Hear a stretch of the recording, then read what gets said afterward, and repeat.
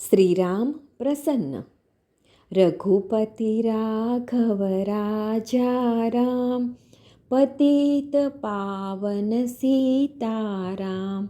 સીતારામ સીતારામ, ભજ પ્યારે તું સીતારામ. સંતોની પાવન ભૂમિ તેવા મહારાષ્ટ્રના ગોંદવલે ગામમાં શ્રી ગોંદવલેકર મહારાજનો જન્મ થયો.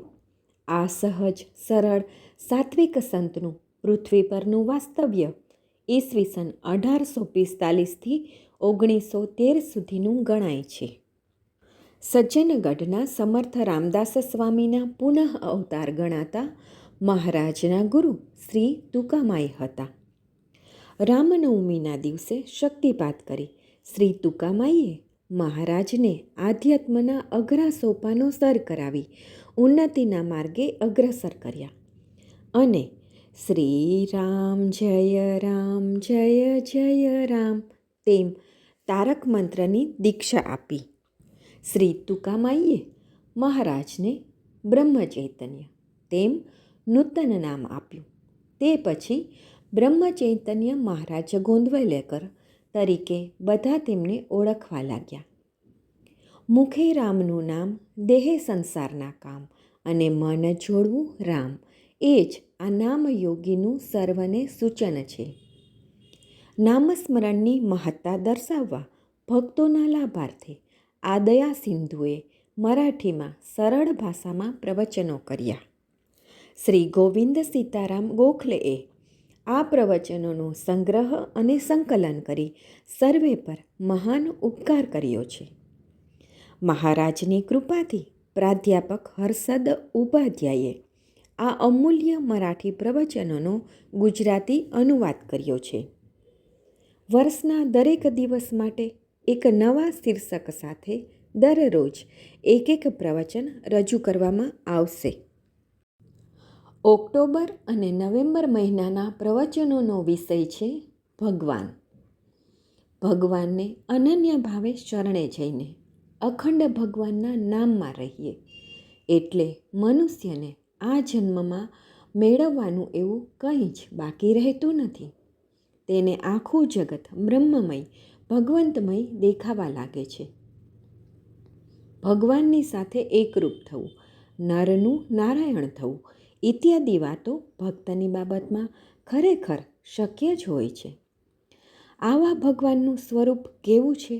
પરમેશ્વરની સગુણોપાસના એટલે શું? ભગવંત નામથી કેવી રીતે સાધ્ય થાય? ભગવાનની ભક્તિનું રહસ્ય શું? ભગવત કૃપા કેવી રીતે થાય? ભગવાન પાસે શું માગવું? ભગવાનના કઈ રીતે થઈ જવું?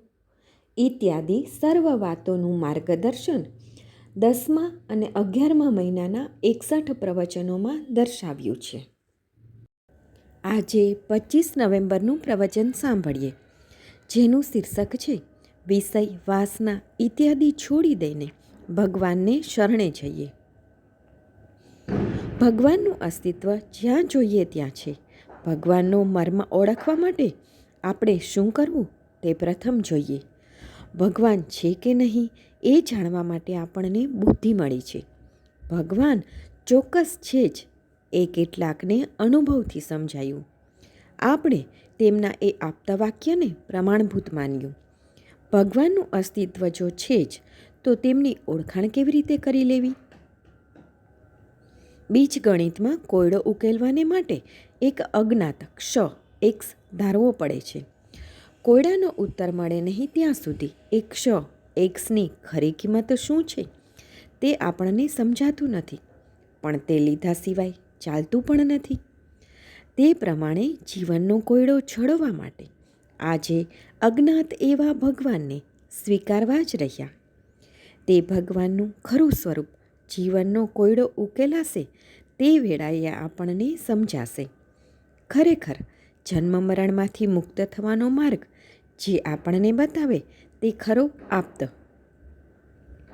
ભગવાનને સૌથી વધારે શું ગમે છે એ સંતોએ બતાવી જ દીધેલું છે.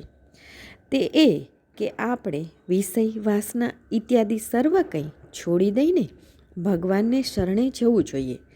આપણે તો હંમેશા વિષયને શરણે જઈએ છીએ. જે ભગવાનને શરણે ગયો તેને જગતની બીક રહેતી નથી. બધા ચમત્કાર કરતાં આવડી શકે, પણ ભગવાનને શરણે જવાનું ખૂબ જ કઠિન છે.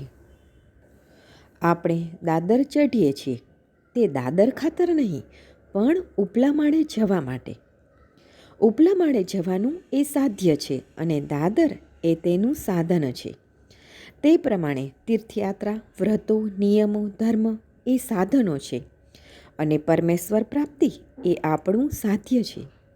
પણ પરમેશ્વર પ્રાપ્તિ તો બાજુએ જ રહી ગઈ અને સાધનને જ આપણે જડની જેમ પકડીને બેસી ગયા છીએ. તો તેનું શું કરવું? મૂળમાં ભગવાન નિર્ગુણ, નિરાકાર અને અવ્યક્ત છે, પણ મનુષ્ય તેને પોતાની કલ્પનામાં ઉતારે છે. આપણામાં રહેલા ગુણ એ ભગવાનમાં પૂર્ણપણે રહેલા છે એવી આપણે કલ્પના કરીએ છીએ. એનો અર્થ એ કે ભગવાનને પહેલાં આપણે જડમાં જોઈએ છીએ અને પછી નામ તરફ જઈએ છીએ. ભગવાને બનાવેલી આ સર્વ સૃષ્ટિ જેવી જોઈએ તેવી જ છે. તેનામાં ફેરફાર કરવાની જરૂર નથી. ફેરફાર આપણામાં કરવાની જરૂર છે. આપણું સઘળું જીવન જો ભગવાનના હાથમાં છે, તો પછી જિંદગીમાં થતી બધી ઉથલપાથલ તેમના જ હાથમાં છે. એમાં શંકા કંઈ છે? ઝાડના મૂળને પાણી પાયું કે તેના બધા ભાગોને તે પહોંચી જાય છે. તેમ ભગવાનનું વિસ્મરણ ન પડવા દીધું કે બધું બરાબર થાય છે. ભગવાન જોઈએ એવું લાગવું, એમાં જ સર્વ મર્મ સમાયેલો છે. આત્મા એ સમુદ્ર જેવો છે અને તેનું એકદમ નાનું ટીપું તેના જેવો જીવ છે. તેની ઓળખાણ થઈને આત્મા સાથે સમરસ થઈ જવું એ જ ખરું તત્વજ્ઞાન છે. એ આત્માનું નિત્ય સ્મરણ રાખીને આનંદમાં રહીએ.